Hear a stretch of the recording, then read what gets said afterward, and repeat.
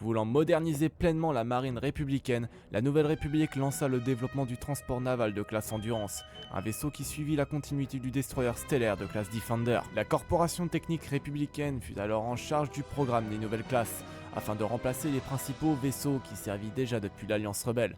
C'est ainsi que deux modèles sortirent des ateliers, le Destroyer Defender et le Transport Naval Endurance. Bien moins armé que le Defender, le Transport Naval Endurance avait comme objectif principal de apporter la supériorité aérienne au combat. Toutefois, celui-ci gardait quelques similitudes de son aîné, comme sa forme triangulaire mais aussi les répulseurs latéraux destinés à améliorer sa manœuvrabilité. L'Endurance fut toutefois réaménagée un peu à la manière du Destroyer stellaire de classe Venator.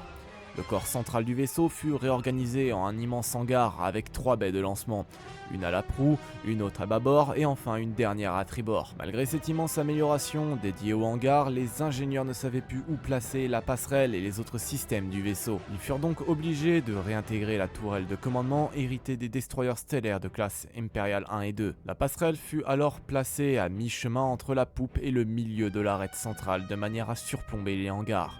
Dans le même temps, 3 petites tours furent ajoutées sur le vaisseau. Le Endurance devint ainsi un symbole de la puissance de la marine républicaine, pouvant servir de vaisseau amiral et de vaisseau de commandement pour les officiers de la République. Ce vaisseau était généralement déployé au cœur d'un groupe de combat, mais ils étaient parfaitement à même de se défendre. Ouvert par les cuirassés et les destroyers qui l'escortaient, et complété par ses escadrons de chasseurs X-Wing upgradés, des A-Wing et des E-Wing. Il pouvait également compter sur sa seconde aile de chasseurs comme des Defenders et des K-Wing. Le Endurance avait son propre arsenal, bien qu'il a été fortement réduit comparé au Destroyer Defender.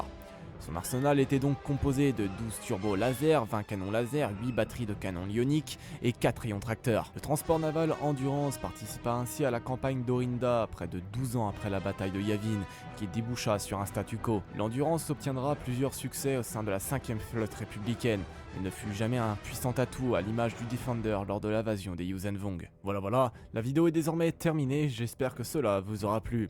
Si c'est le cas, n'hésitez pas à liker et à vous abonner, ça me fait extrêmement plaisir.